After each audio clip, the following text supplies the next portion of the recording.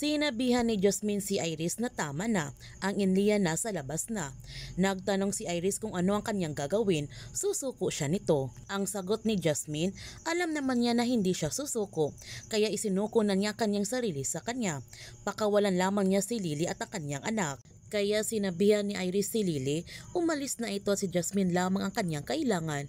Ngunit hindi aalis si Lily hanggat hindi niya kasama si Camila. Pinapangako naman ni Iris kay Lily na makakasama niya si Camila at umalis na ito, pero ayaw pa rin umalis ni Lily. Nagtanong si Iris kay Lily, isusugal niya ang kanyang sarili para kay Jasmine.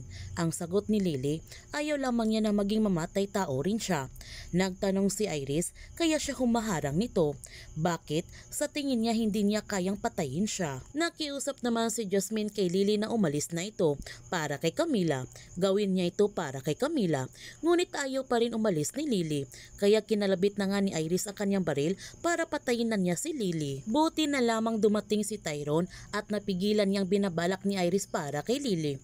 Sinabihan ni Tyrone si Iris na tama na. Mga ilang sandali narinig naman nila ang iyak ni Camila. Dahil tatakas na pala si Vito na kasama nila si Camila. Lumabas kagad si Iris ng kwarto para tumakas din ito, pero sinundan siya nito ni Tyrone. Habang sina Lily at Jasmine pinuntahan nila kagad ang kinaroonan ni Camila para iligtas nila ito. Gayon pa man, upang tumigil si Tyrone sa kakasunod kay Iris, kaya tinutukan na nga ito ng baril ni Iris. Galit na sinabihan ni Iris si Tyrone, syempre pumunta siya pero hindi para sa kanya, kundi para iligtas niya ang kanyang anak at para kay Jasmine. Humihingi naman ng sorry si Tyrone kay Iris. Nagtanong si Iris kay Tyrone, sorry para saan? Sa panluloko sa kanya, sa pagpili kay Jasmine kaysa sa kanya, o para sa nangyari sa kanilang baby. Ang sabi ni Tyrone, alam niya kung gaano kaimportante sa kanya yung baby. Ang galit na sabi ni Iris, baby nilang dalawa na pinatay ni Jasmine. Sinabihan ni Tyrone si Iris tanggapin na nila. Hindi kasalanan ni Jasmine kung bakit namatay ang kanilang baby.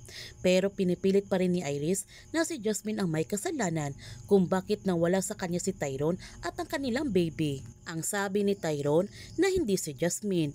Nagtanong si Iris, so ano siya ang may kasalanan? Ang sagot ni Tyrone, silang may kasalanan ng lahat ng to. Ang mas maganda nilang gawin, tanggapin na nila, pagbayaran na nilang lahat ng ito. Ang galit na sabi ni Iris, siya muna ang kanyang pagbabayarin.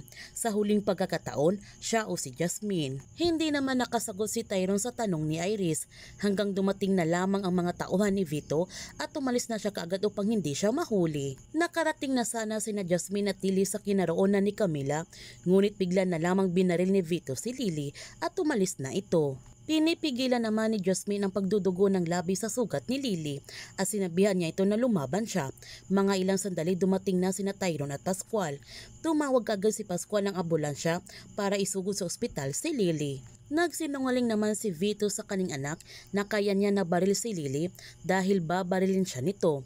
Nasaktan naman si Iris sa sinapit ng kanyang matalik na kaibigan. Ipinagtapat na nga ng doktor sa kanila ni Jasmine, ginawa na nilang lahat ng magagawa nila during the operation, pero nasa kritikal na kondisyon pa rin si Lily, kaya kritikal yung mga susunod na oras. Kinausap naman ni Lily si Jasmine at sinabihan niya ito na ipangako niya sa kanya, ililigtas niya ang kanilang anak.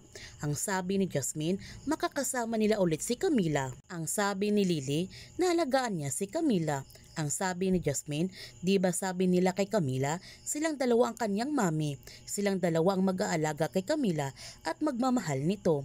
Silang dalawa ang magsasabit ng medalya. Silang dalawa ang bibili ng damit niya para sa dibo. Silang dalawa din ang maghahatid sa kanya sa altar. Ang sabi ni Lily na hindi na at siya na lamang yon, huwag niyang pababayaan si Camila at bigla na lamang hindi humihinga si Lily. Kaya tumawag agad ng doktor si Jasmine.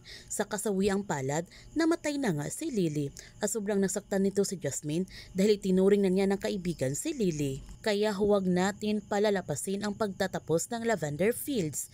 Kung bago ka pa channel ko, don't forget to like, subscribe, and click notification bell para palagi kang updated sa mga videos in-upload ko. Thank you for watching and God bless to everyone.